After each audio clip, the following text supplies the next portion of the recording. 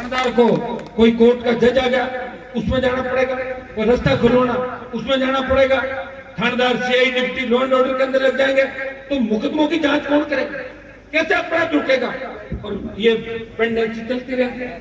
तो मैं हमेशा एक मांग करता हूँ कि पुलिस को भी थोड़ा बहुत फ्री हैंड करना चाहिए।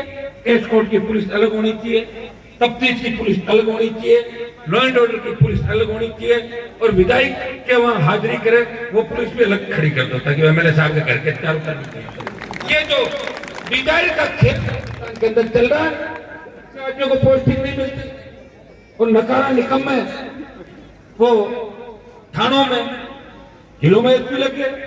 देखा मैंने एक दर्जन एसपी राजस्थान के अंदर ऐसे होंगे। वसुंधरा के समय भी गुंडागर्दी, आईजी बन गए कई तो, और गहलोत के समय ही गुंडागर्दी। मिलाजुली का खेल राजस्थान के अंदर चल रहा है। जब गहलोत की सरकार गिर रही थी, हम सरकार गिरने में थे उस समय, मैं कभी झूठ नहीं बोलता, तब वसुंधरा ने 8 विधायक गहलोत को दिए कि आप चिंता नहीं करें, अभी मैं जिंदा हूं, भारतीय जनता पार्टी को समेट लूंगी, लेकिन तुम्हारी सरकार रखो। ये होता रिश्ता। मैं एक जगह कह रहा था, या तो भाई बहन का रिश्ता होता है या फ्रेंडशिप होती है। अभी दोनों का कौन सा रिश्ता मुझे तो नहीं पता। तो यही तय करें कि कॉलेज यूनिवर्सिटी में साथ पढ़ते थे तब की कोई दोस्ती है, या फिर भाई बहन है, तो दोनों को क्लियर करना चाहिए। लेकिन दोनों मिले में ये पूरा देश जानता है। आपके राहुल गांधी आए देखो, भारत जोड़ो याद, अरे भारत तो जुड़ा हुआ टूटा का 1947 के अंदर देश आजाद हो गया था। लेकिन किस तरह के लोग और हमारे यहाँ की किसान की बेटियां, नेत्रियां, अभिनेत्रियां यहाँ फोटो से बाज नहीं आई, पीछे चली गई। हिमाचल, जम्मू कश्मीर अलग अलग पोज दे रही है। ये अच्छा लगता है? अच्छा नहीं लगता। ये हमारी संस्कृति नहीं है। हमारी संस्कृति ये है कि आज भी गांव की हमारी महिलाएं जब जेठ आता है, ससुर आता है, तो सिर पे चुन्नी रखती है और घूंघट भी रखती है। हम तो उस संस्कृति के अंदर पैदा हुए। ये हमारी संस्कृति और क्या है? ये कोई इंग्लैंड अमेरिका थोड़ी है ज्यादा कपड़ों में लोग घूम रहे हैं इंग्लैंड अमेरिका के। यहाँ तो रोजगार तो नहीं, लोगों का रोटी तो नहीं है। ये पहले हमें तैयार करना होगा, लोगों को मजबूत करना होगा, मानसिकता बदलनी होगी। यहाँ तो गुलामी की मानसिकता में जी रहे हैं और बस हमारी। अब लोग तो ऐसे हो गए कि खुद से खुद नहीं हो तो किसी के गले पड़ जाओ, अगले हमारा नाम हो जाएगा। बदनामी हुई ना, पहले परिवारों की लंबी लंबी बदनामी हुई, तो बदनाम तो हो गए। अब जब बदनाम हो गए और क्या हो जाएगा? बदनाम तो हो ही रखे, किसी के गले गिर जाओ, पड़ जाओ तो हो, नुकसान तो अगले का होगा, हमारा नुकसान क्या होने वाला? तो ऐसे मानव बम राजस्थान। इसलिए आपको एक बात कहना चाहूंगा, गाड़ी चलाओ तो खुद का भी ध्यान रखो और सामने वाला नहीं पड़ जाए उसका भी ध्यान रखो। समझ गया आपको? खुद तो गाड़ी अच्छी चला लोगे और कोई सामने पीर पड़ गई कहीं करो तो वहां तो 60 की स्पीड चले, सामने पड़ गई घुमा साइड में, हमको मरो तो कौन। तो ये एटम बम जो जोधपुर की धरती से और राजस्थान के इलाके से ये कहीं भी पड़ सकते हैं, लेकिन एटम बमों का भी ध्यान रखना है हमारे को। कहीं किसी का वो नहीं करवा दे गड़बड़ जाला चारा जो होता है। तो भाइयों, कहूंगा सालवा के अंदर एक कार्यक्रम है, क्योंकि हमारी कॉलेज की बेटियों का कार्यक्रम है। सब्जेक्ट खुलाने की बात हमारी बच्चों में, कई टीचर नहीं है यहाँ पे, लेक्चर नहीं है, और सब्जेक्ट कौन सा बताया?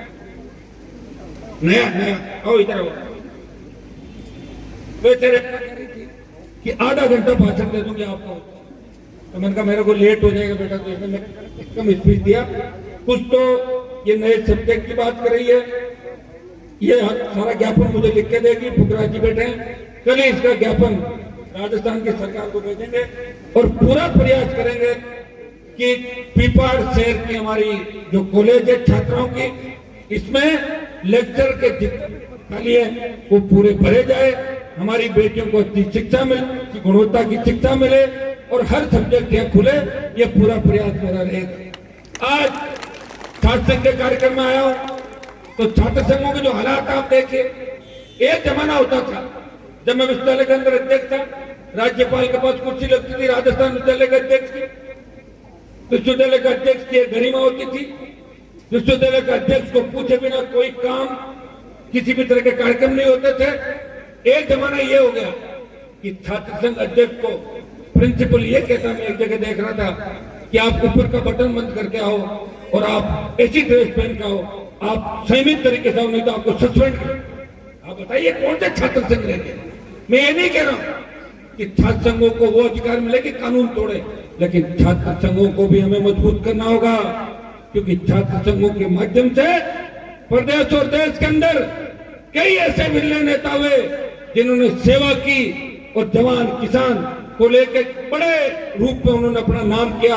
इस राजस्थान के अंदर भी 20 से ज्यादा छात्र संघों के माध्यम से निकले हुए, और दिल्ली की सरकार के अंदर भी, दिल्ली का मंत्रिमंडल हो, राजस्थान का मंत्रिमंडल हो, 20-25 से ज्यादा छात्र संघों से निकले हुए हमारे नेता हर जगह मजबूती के साथ काम कर रहे हैं। भाई राजू खोजा, ये राजस्थान जोधपुर यूनिवर्सिटी की राजनीति से निकला, प्रधान है, मजबूती से लड़ाई लड़ रहा है, ओरछा के एमएलए इसको तंग कर रही है, लेकिन एक काबू नहीं आ रहा है एमएलए।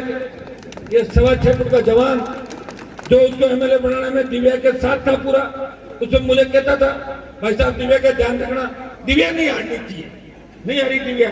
ये हम कह रहा कि दिव्या मुझे बहुत परेशान कर रही है, उसका इलाज मेरे पास तो नहीं।